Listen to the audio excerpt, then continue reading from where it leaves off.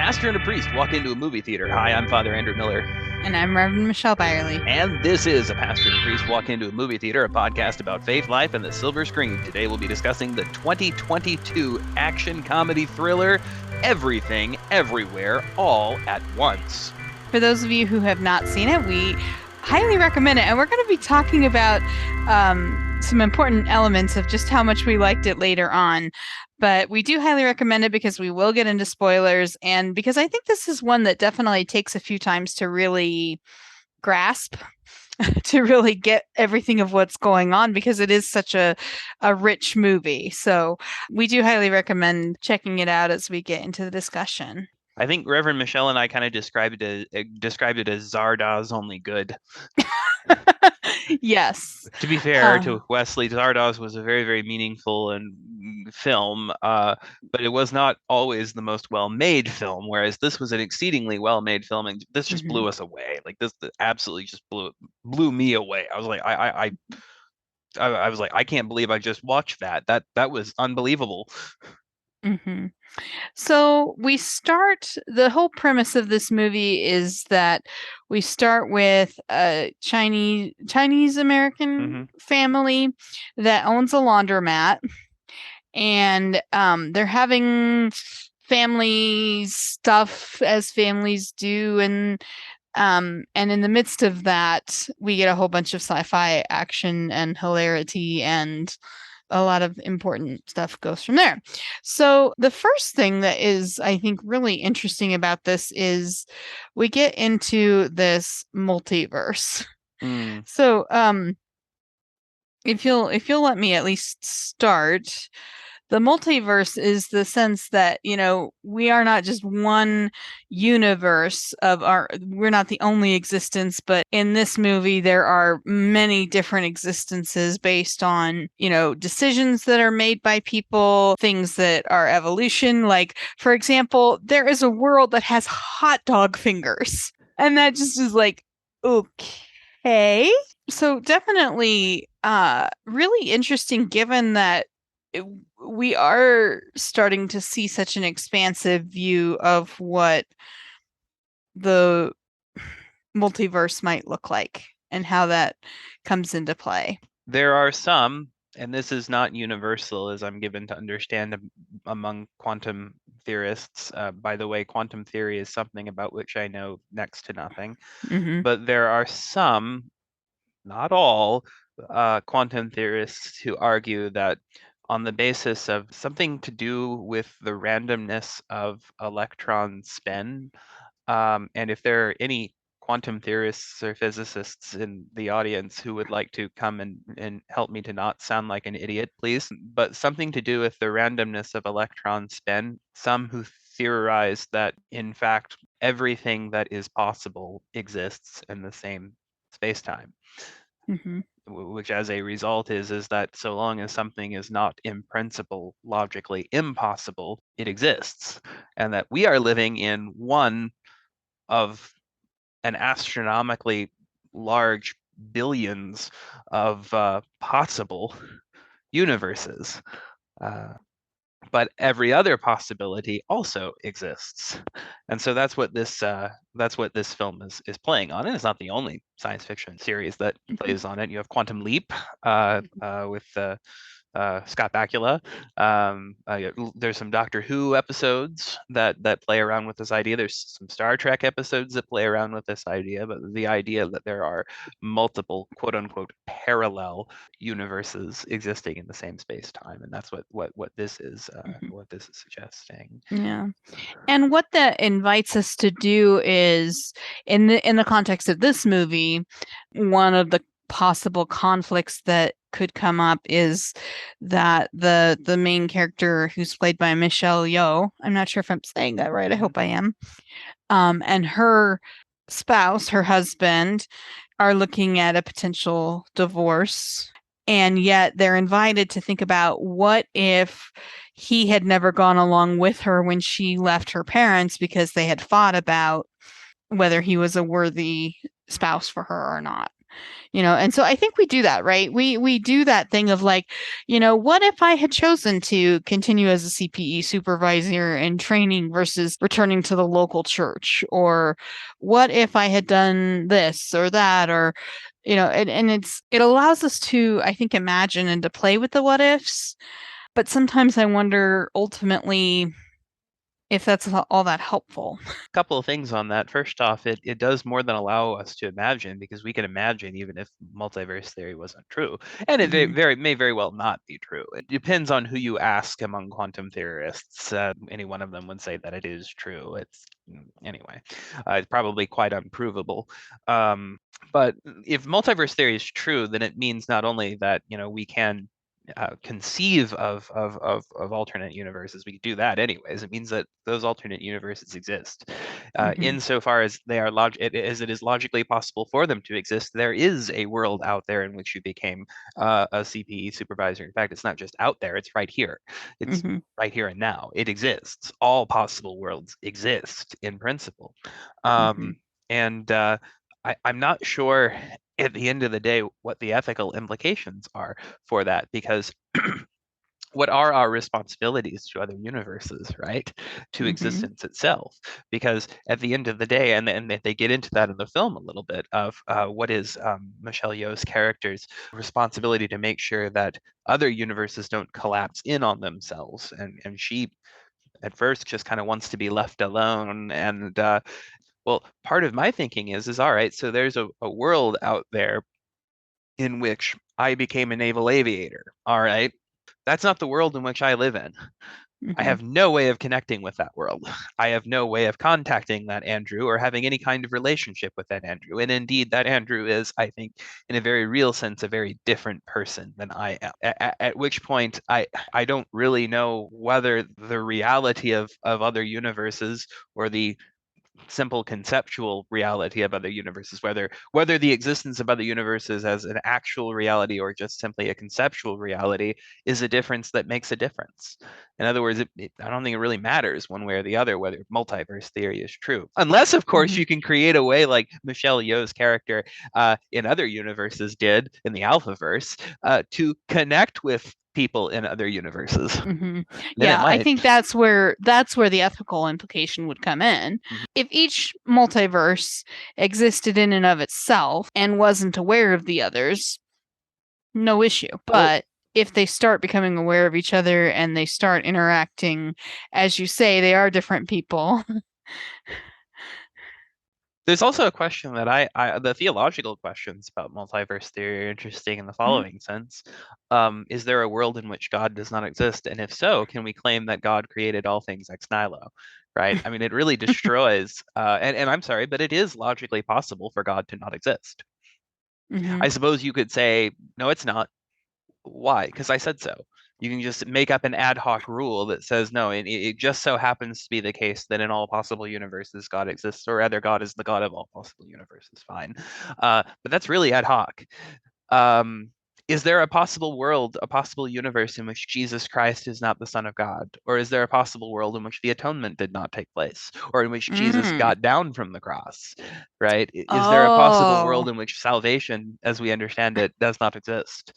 You're throwing wrenches out there. No. At which point, I mean, you could just make an ad hoc rule that says, well, it just so happens to be the case that God is the God of all universes, and that Christ is the Savior of all universes. But that's so ad hoc. I mean, because it excludes certain conceptual possibilities, and the whole point of multiverse theory is that all conceptual possibilities that aren't logically impossible exist. I'm still just wrapping my head around all of this. So that gets us into then the driving action of the movie. There is the character, and I forget her name. There is a character who is Michelle Yeoh's daughter, we find out. Joy.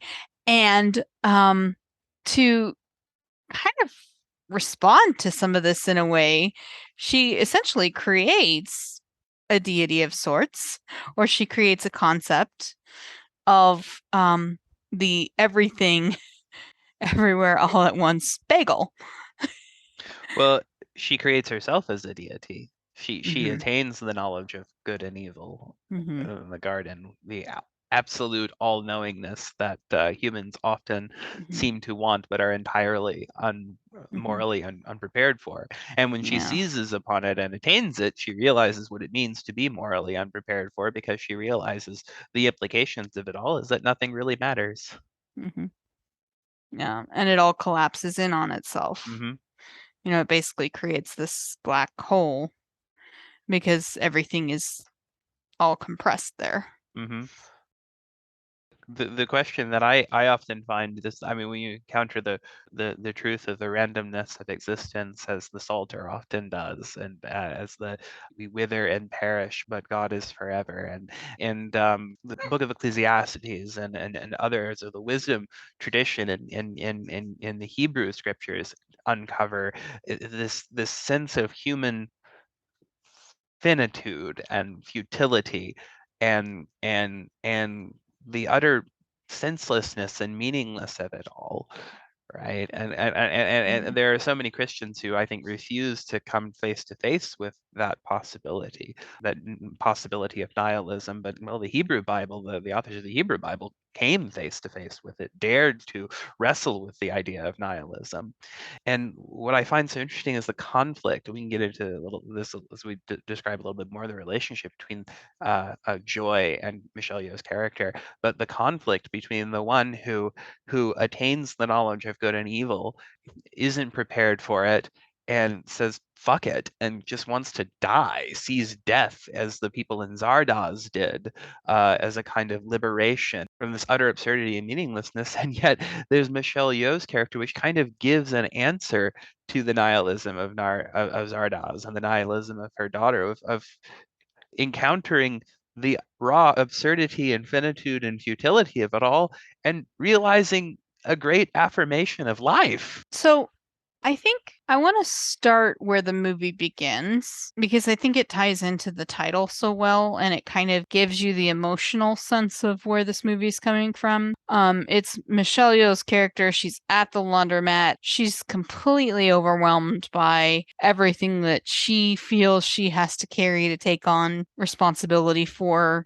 She's trying to sort laundry. She's trying to deal with customers. She's trying to get ready for this big party that's going to be happening for the new year. And I think this is where I'll take a little bit of a feminist read on it. I think a lot of women can resonate with that sense of overwhelm and bearing that emotional load. And she feels like she's trying to deal with everything everywhere all at once. And one of the things that happens in the movie is it talks about the mind fracturing. And I can kind of understand where that's coming from, of like trying to process everything all at once when our brains aren't designed to do that sometimes. One of the questions that I asked early on in the film was whether or not it was real, or in the Mm. logic of the film was whether or not this multiverse shit was actually going on, or was it really Michelle Yeoh's character hallucinating? And I'm actually not convinced that it wasn't Michelle Yeoh's character hallucinating, unless of course you Yeah. ignore some things that happen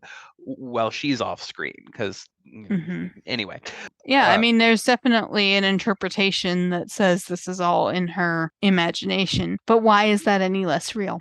well, absolutely. But the thing is, Roy once described Roy Sanders, our mutual clinical pastoral education supervisor, once described schizophrenia as this: it is Mm. the inability to filter out stimuli. Mm-hmm. Like all of us Yeah. have this natural ability to filter out stimuli and decide, make decisions about what is important and what isn't important to focus in on. Most people with schizophrenia can't do that.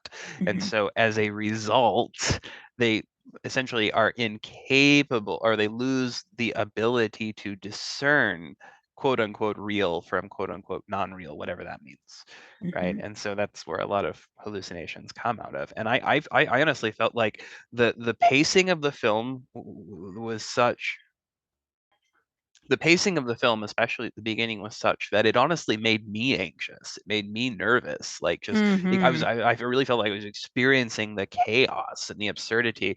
I felt like I was back at work when everything was going to hell in a handbasket and all these calls were coming in and I had to try to manage them and I couldn't. And I thought, what if this is all just one big breakdown? Right? But then again, as you said, why should that make it any less real? Well, an apocalypse in the scriptural sense of the term is a piece of literature where the struggles of daily life, not so much the struggles of daily life, more the everyday experience of injustice and persecution, right, is linked to cosmic struggles between dominions and powers and principalities, right?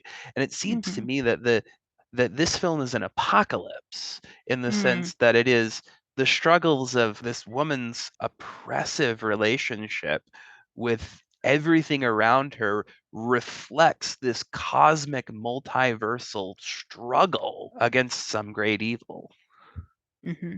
And it all comes back down at the end to, as her daughter says, figuring out her shit, right? Resolving the tax burden, resolving her conflicts with her father and all of that. It's like this multiversal struggle against evil ends up being just about a laundromat manager figuring out her shit. Yeah. One of the key pieces of that relationship that she is sorting out is her relationship with her daughter. And her daughter has a girlfriend, and she ostensibly accepts her, but there's this, like, she doesn't necessarily want her daughter's girlfriend to come because it would bother Gong Gong, her father, the daughter's grandfather. And and so I guess I retract my statement that she ostensibly is probably a very good qualifier and it's doing a lot of work there. Left to her uh, own devices might not have a problem with it. yeah. But so I found that interesting because it tied into identity, right? Because Mhm. that's the other question in all of this is like, which is is there a true this or that? Each is true within their own universe or multiverse. And, one of the places where conflict becomes resolved is when Michelle Yeoh's character to her father, to the daughter's grandfather, says this is her girlfriend. And he doesn't have a problem with it. Yeah, and he's just like, oh, cool. Well, yeah, and she expects him to be something that he's not. Hmm. And honestly, I wonder if at the end of the day, perhaps I should retract my statement that ostensibly she would not have a problem with it left to her own devices. Actually, I think the problem is her problem. And I get that also in the sense there's a scene in which she accuses the evil, right, the evil version of her daughter of being the reason why her daughter is gay. Mm. I'd forgotten about that part. Yeah. I'd missed the subtlety of that, I guess. So her daughter being gay or bisexual, whichever, her reaction to it is her problem, and she's projecting that problem onto her father, Hmm. thinking that he Yeah, must have a problem exactly. with it when he doesn't have a problem with it at all. Yeah, and don't we do that sometimes? Like, but what would they say about that? What would, when it's like, the lady protests too much, methinks. Well, and that's another thing about her, and it's so interesting, the everything everywhere all at once. I kind of find myself wishing, although I loved the film as it was, I kind of find myself wishing that it hadn't gone into multiverse, that it had just been about a laundromat owner Hmm. experiencing just everything everywhere all at once and learning how to manage the trauma of having to deal with so much. And one of the things that she finds herself having to manage is her father's feelings, is her daughter's feelings, is her husband's feelings. She has this sense in which she puts everything, all of this onto herself because she's Mm, been hmm. trained to as a, well, she probably, I think, as a woman. Hmm. Let, Yeah, let, and some cultural elements of mhm, very much a responsibility to one's elders, and mhm, again, not that I speak with a place of knowledge on this, but just to recognize that that's very much a thing. mhm. So I have to ask, this might be a bit of a rabbit trail, but I'm just curious, what was your favorite universe or multiverse? Oh, Can we refer to each one as universe and then no. all of them multiverse? Each one would be a universe within a multiverse. Okay. So which was your favorite? I think it would have to be the one in which they're running through the IRS building. And it's the one where there's a joke there too. The one where they discover the sex shop in the middle of the IRS building, because that makes perfect sense. It's the one where everything happens, really. I mean, the other universes are all kind of ancillary to it. It's the one, for instance, where she defeats the minions at the end with kindness, where the bagel manifests itself and joy allows herself to be enveloped in it. And that's the other thing, like in this conversation about love winning the day, essentially, because I think that's a big theme. In that case, love is letting her go. Yes, Yeah. which speaks, I think, this idea of damnation in Christian theology, that we speak of damnation as this being kicked out of God's presence, when in point of fact, it's our decision to walk away and God's decision to let us go, because love does not compel us into relationships. Love invites. And so damnation in Christian theology becomes an act of love rather than an act of hatred and punishment.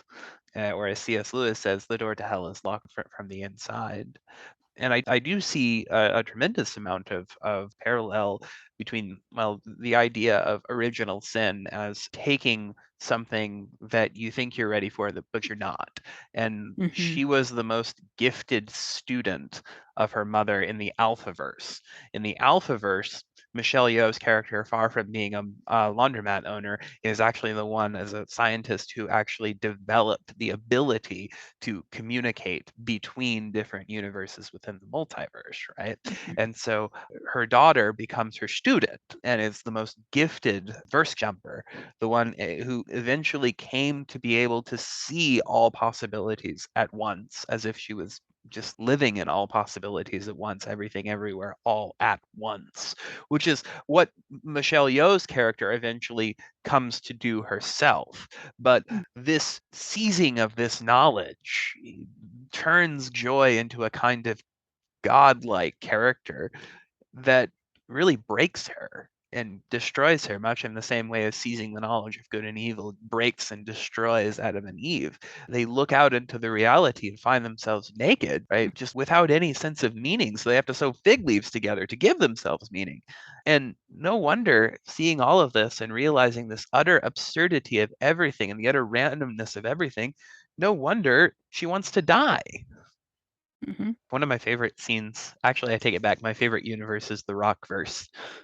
Oh, yes. Yeah. I like that one too. To me, it's the power of just the words on the screen. And yet the rocks are also still conveying things, and watching her go off the cliff, basically. Again, that letting her go. Well, not only letting her go, but there was an Eastern Orthodox ascetic father who says that as long as anyone remains in hell, you can believe that Jesus is there with them. And so it's in the rock verse that she forces her rock to jump off of the cliff with her, right? So in the end of the day, that becomes the kind of cross, right? Where her mother not only lets her go, but goes in with her. And it's set in the wilderness, which is, wilderness has always had a rich theology with it. It's the place where people go and encounter God. It's where Jesus was tempted. Another thing this film does is it makes fun in a way that is, I think, affirming and faith affirming, but it makes fun of sacred things. For instance, the googly eye is the third eye in the story of the Bhagavad Gita, when Arjuna receives the third eye and sees the universe as it is, and his reaction is, "Holy crap! I don't want to see this. Like, take this away. I can't deal with this." And it's interesting how she gets a third eye, a googly eye, in her head, and it's a googly eye. It's a joke. And I find, for instance, the most sacred object of our faith, I think, is arguably the cross. And I think the cross is a wonderful joke. It's wonderfully dark humor. And this film is a comedy. It's an odd comedy, but it's a comedy. It makes fun of things in a way that makes light of them without diminishing their sacredness. Yeah, definitely. So I think for me, my favorite universe is just for the comedic element, the Raccacoonie, Oh, where she's yeah. the chef and she's got the raccoon, or the other guy has the raccoon. But then I also like just for its silliness, to the one where they have all the hot dogs for fingers. And yet at the end, she falls in love with the IRS woman, Mm-hmm.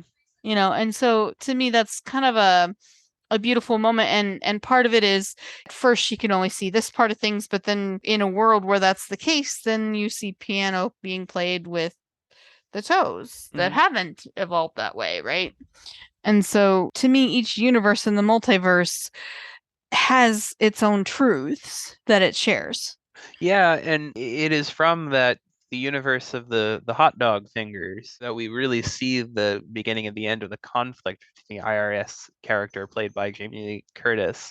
So part of the conflict in the primary universe where most of the action takes place is that they're in tax trouble. They're being audited in part because I'm not sure if Michelle Yeoh just didn't her character didn't know how to fill out her taxes because she's claiming all of these different professions, and she's essentially in hot water because she may be essentially indicted for fraud for it.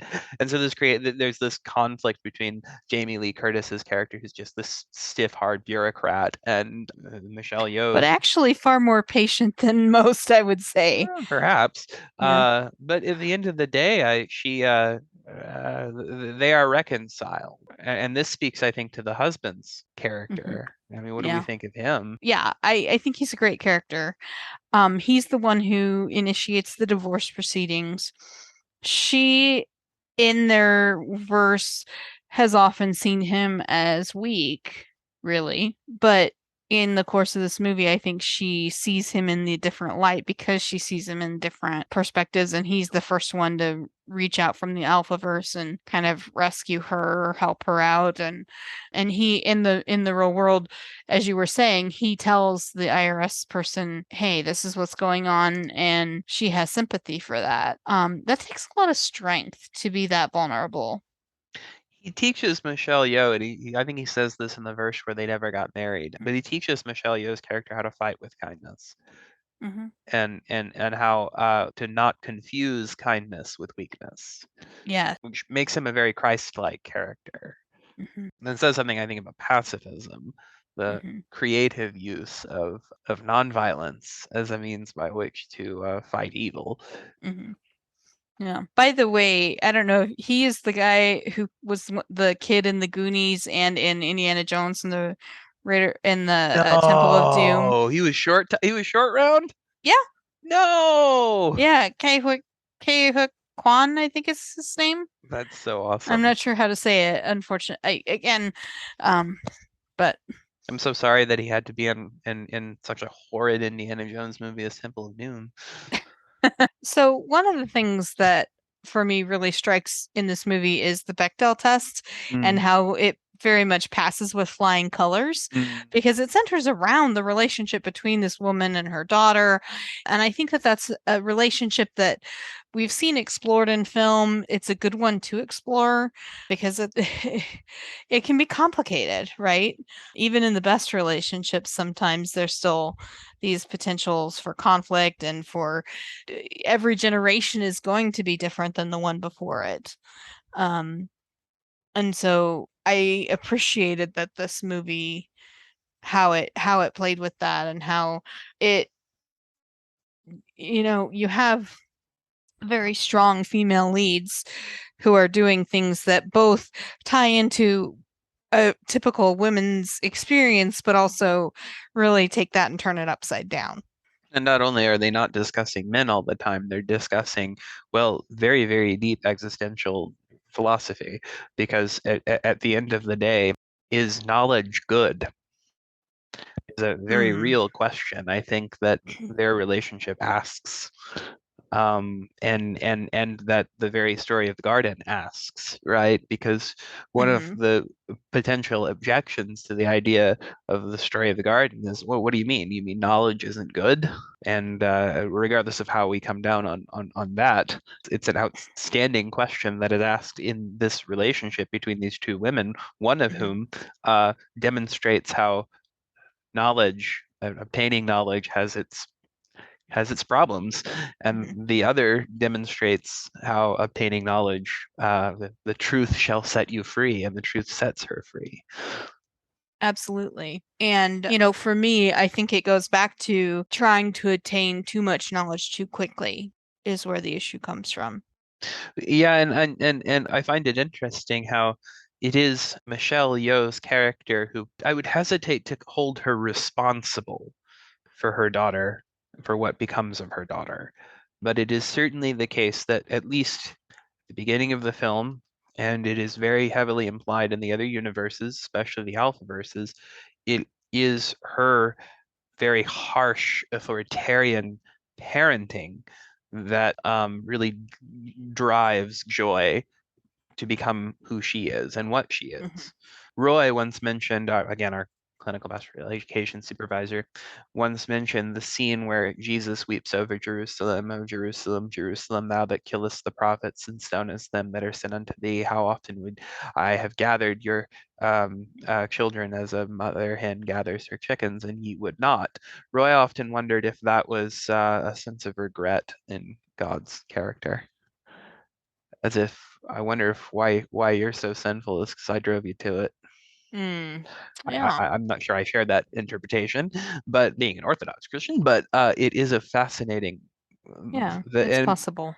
well, and Michelle Yeoh is, I think, in a lot of ways the Christ character and the God character, she and her husband, and yet it is her relationship that sort of drives, or it is her that really drives her daughter, her authoritarianism. It Hmm. could be argued that drives her daughter into a kind of Hmm. original sin. Yeah. And the thing is, so this gets into another thing that we definitely talked about is, as parents, you want to see your kids succeed. And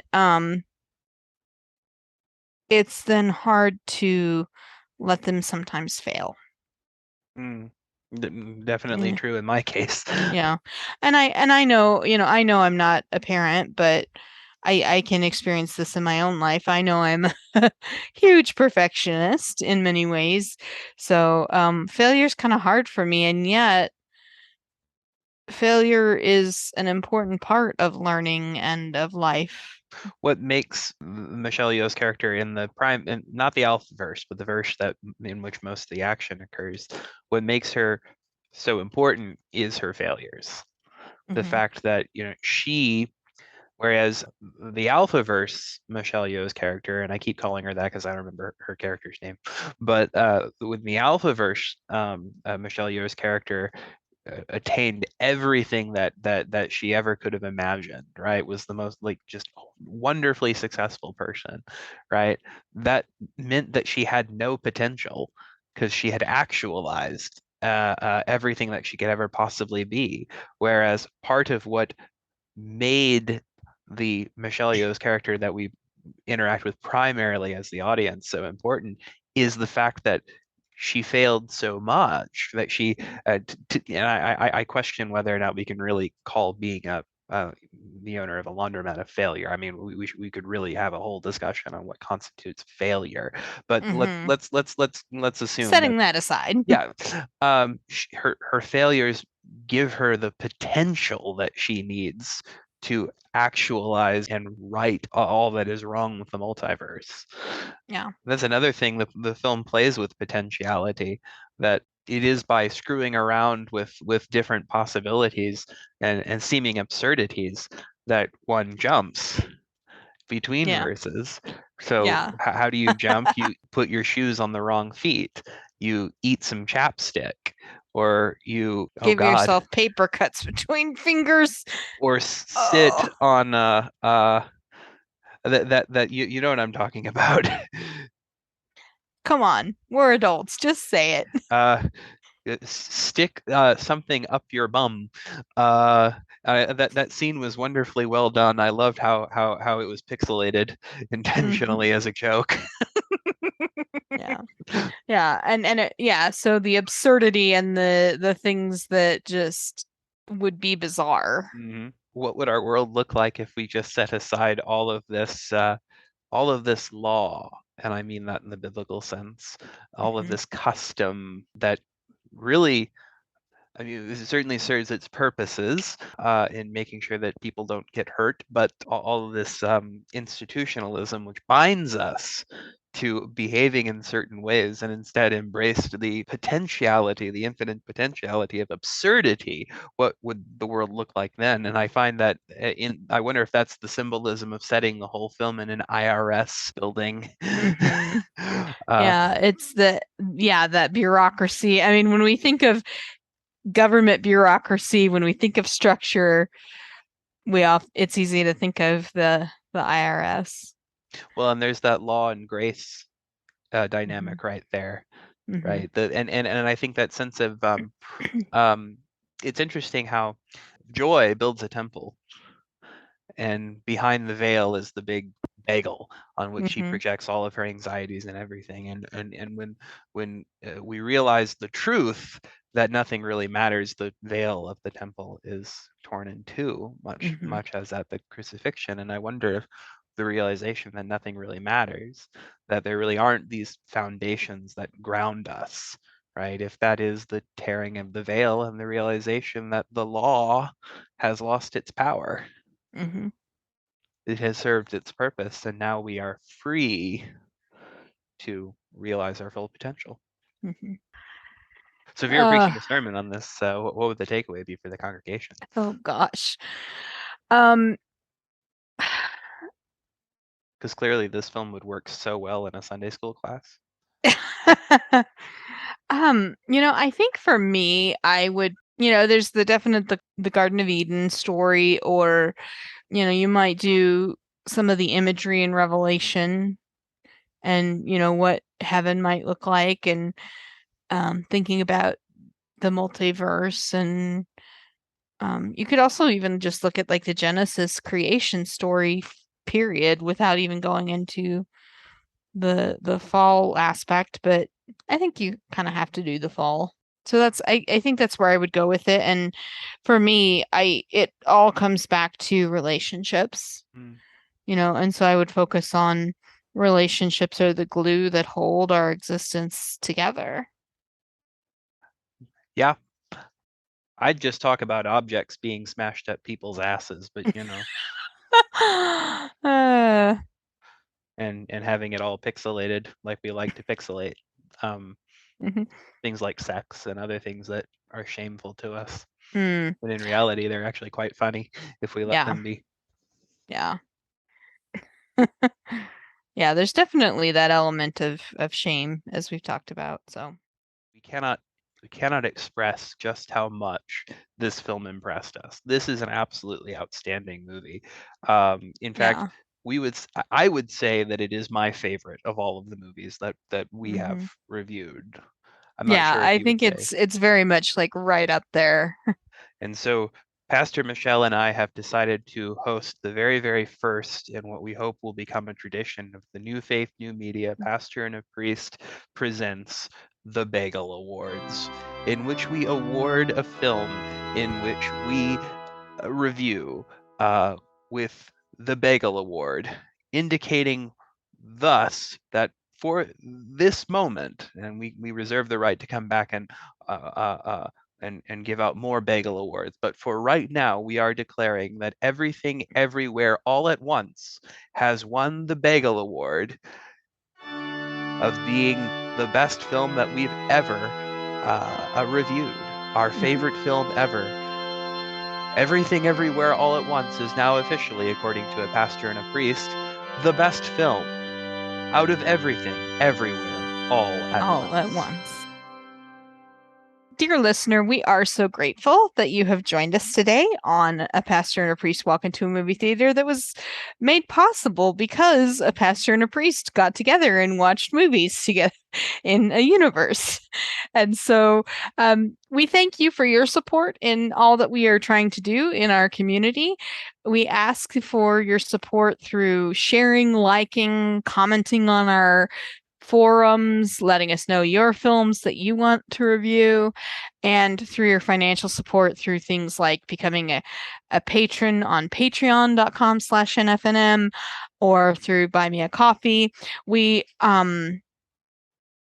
We thank you so much for all of your support, and we just ask that you would continue to do that and continue to help us to better serve the things that you're interested in and looking for. So we will see you next time the pastor and a priest walk into a movie theater I'm gonna go get a bagel now. with everything on it.